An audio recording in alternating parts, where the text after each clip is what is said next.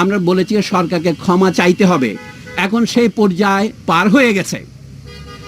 এখন জনগণের পক্ষ থেকে ক্রমশ ধ্বনি উঠবে। এই সরকারের ক্ষমতা থাকার অবস্থায় আপনারা কি কেউ বিশ্বাস করেন তারা এই ন্যায় বিচার করতে পারবেন? তারা এই হত্যাকাণ্ডের বিচার করবেন না, কারণ তারা নিজেরাই হত্যাকারী। তো আপনি হত্যাকারীর কাছে কি করে হত্যাকার চাইবেন? যারা নিজেরা রাজাকার তারা অপরকে বলে রাজাকার। পৃথিবীতে এর চেয়ে বড় পরিহাস আর কি আছে? মানে যারা খুনি তারা আজ আমাদের বলে খুনি, যারা বিশ্বাসঘাতক তারা আমাদের বলে বিশ্বাসঘাতক। ক্ষমতার সর্বোচ্চ কেন্দ্রের চারদিকে তো রাজাকাররা বসে আছে, এবং যে ছাত্র যারা 2000 সনের পরে জন্মগ্রহণ করেছে তাদেরকেও তারা রাজাকার বলছেন। আমরা এখানে দাঁড়িয়েছি শুধুমাত্র যারা নিহত হয়েছে তাদের আত্মার মাগফিরাতের জন্য নয়, যারা বেঁচে আছে তাদের আত্মার মাগফিরাতের জন্য। আমাদের মাগফিরাত হচ্ছে, মাগফিরাতের মূল কথা হচ্ছে ক্ষমা, আল্লাহর কাছে ক্ষমা চাওয়া। আল্লাহ গফুরুর রহিম। এবং যারা নিহত এবং আহত এবং যারা নির্যাতিত, এখন নিপীড়িত এবং যারা পলাতক, আমরা তাদের প্রতিকার চাই। এবং তাই প্রতিকার সম্ভব হবে যখন দেশের সমগ্র জনগণ ওদের মতোই বেরিয়ে আসবে। বলা হচ্ছে এটা শুধু ছাত্র যুবকদের আন্দোলন, আসলে এটা ছাত্র যুবকদের আন্দোলন নয়, এটা সারা দেশের আন্দোলনে পরিণত হয়েছে এবং পরিণত হতে চলেছে। আন্দোলন বন্ধ হয় নাই, আন্দোলন বন্ধ হবে না। আমরা আজকে শিক্ষক হিসেবে দাঁড়িয়েছি, কিন্তু আমরা শিক্ষকতার বাইরেও আমাদের সামাজিক ভূমিকা আছে। আমরা তো ভোটারও বটেই। এবং সবচেয়ে আমি একটা আত্মসমালোচনা করব, আমরা আমাদের যথাযথ ভূমিকা পালন করিনি। একটা কথা আপনাদের বলি, আমাদের একটা ধারণা ছিল বেসরকারি বিশ্ববিদ্যালয়ের ছেলে মেয়েগুলো ফার্মের মুরগি, ওরা রাজনীতি করে না। এটা ঠিক, ওদেরকে রাজনীতি করতে দেওয়া হয় না, উৎসাহিত করা হয় না। আজকে আমরা অবাক হলাম যখন সরকারি বা পাবলিক বিশ্ববিদ্যালয়গুলিতে সরকারি বাহিনীর হামলার ফলে সাধারণ ছাত্ররা জেগে উঠলো তাদের বিরুদ্ধে। তারা যখন পরাজয়ের মুখে, তখন তাদেরকে সরিয়ে নিয়ে রাষ্ট্রীয় বাহিনী ঢুকিয়ে দেওয়া হলো। এবং তখনই দেখা গেল আন্দোলন ছড়িয়ে পড়লো। শুধু কি ঢাকার প্রাইভেট বিশ্ববিদ্যালয়গুলিতে না, সারা দেশেতে ছড়িয়ে পড়লো। মানব জাতির ইতিহাস যদি দেখেন, আসলে কি মানুষ যাকে যে যুগকে আমরা আদিম যুগ বলি, মধ্যযুগ বলি, তার তুলনায় আমরা কি বেশি সভ্য, বেশি সদয়, বেশি দয়ালু, বেশি ভালোবাসা প্রবণ হয়েছি? আমার সন্দেহ আছে।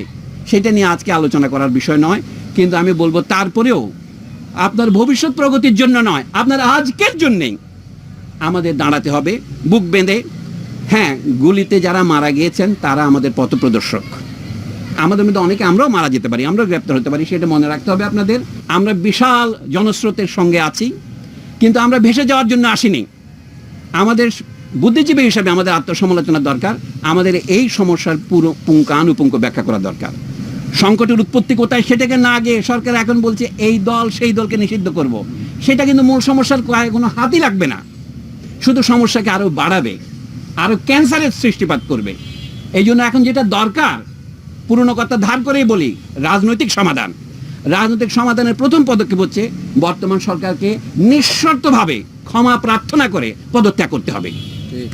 এই পদত্যাগ ছাড়া নতুন কোন রকমের ব্যবস্থা আমরা যেতে পারবো না। তারা হয়েছে দেশের সিভিল সার্ভিস থেকে শুরু করে সমস্ত সরকারি চাকরিতে সকলের বৈধভাবে প্রতিযোগিতা করার অধিকার থাকবে কি থাকবে না, সেই প্রশ্নটা অরাজনৈতিক প্রশ্ন নয়, এটা একটা রাজনৈতিক প্রশ্ন। কিন্তু রাজনৈতিক প্রশ্নের রাজনৈতিক সমাধানের দিকে না গিয়ে দেশের সরকার প্রথমে সেটাকে এক পাশে ঠেলে দিতে চেয়েছে, উপেক্ষা করতে চেয়েছে, পরে যে দমন নীতি অবলম্বন করেছে নিজেদের পেটোয়া বাহিনী দিয়ে, সেটা থেকেই এই হত্যাকাণ্ডের শুরু। আমরা প্রথমেই পরিষ্কার করে বলতে চাই, এই হত্যাকাণ্ড রাষ্ট্রীয় মদতে হয়েছে, রাষ্ট্রীয় বাহিনীর দ্বারা হয়েছে এবং রাষ্ট্রীয় বাহিনীর সহযোগীদের দ্বারা হয়েছে, যাদেরকে আমরা বলতে পারি প্রাইভেট বাহিনী। এর বিশ্বাসযোগ্য তদন্তের জন্য অবশ্যই বর্তমান পরিস্থিতিতে আন্তর্জাতিক তদন্ত দরকার। আমরা আমাদের নিহত, আহত, গুম হওয়া এবং নির্যাতিত জাতীয় জনগণের পক্ষ থেকে সেই দাবিকে অকুণ্ঠ সমর্থন জানাই। দ্বিতীয়ত, এখনো হত্যাকাণ্ডকে অস্বীকার করার জন্য একটা উদাহরণ দেই আপনাদের। গতকাল শোক দিবসের নামে একটা প্রজ্ঞাপন জারি করেছেন মন্ত্রিপরিষদ সচিব। সেখানে দেখবেন নিহত এবং আহতদের জন্য শোক পালনের জন্য কালো ব্যাজ পরিধান করতে বলেছেন। আমরা কিন্তু সেটা প্রত্যাখ্যান করেছি, আমরা লাল ব্যাজ পরেছি এবং তাদেরকে তারা শহীদ বলতে রাজি নন। তাহলে তারা যদি শহীদ না হন, শুধু নিহত হন, তাদের জন্য তাহলে প্রার্থনা করার দরকার কি?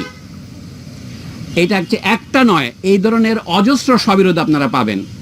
সরকার এখন এই হত্যাকাণ্ডকে জায়েজ করবার জন্য যে অজুহাত ব্যবহার করছেন, যে তারা মেট্রো রেল স্টেশনে হামলা করেছে, সেতু ভবনে হামলা করেছে, অথবা বাংলাদেশ টেলিভিশন ভবনে হামলা করেছে। আমাদের জ্ঞানী বিশ্লেষকরা যেমন ব্রিগেডিয়ার জেনারেল শাখাওয়াত হোসেন তার পরিষ্কার করেছেন, এইগুলিকে বলা হয় কি পয়েন্ট ইনস্টলেশনস, কেপিআই। এগুলি রক্ষার জন্য সরকার কোনো পূর্ব ব্যবস্থা গ্রহণ করেনি, অথবা করলেও যথাযথ ব্যবস্থা গ্রহণ না করার ফলে এর দায় কে বহন করবে? তাদেরকেই বহন করতে হবে।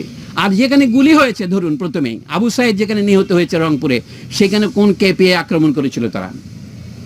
এখনো সরকারের সর্বোচ্চ মহল থেকে বলা হচ্ছে যে আমাদের উন্নয়নের প্রতীকগুলোকে ধ্বংস করার জন্যে আমাদের রাজনৈতিক বিরোধীরা এই আন্দোলনে ঢুকে পড়েছে।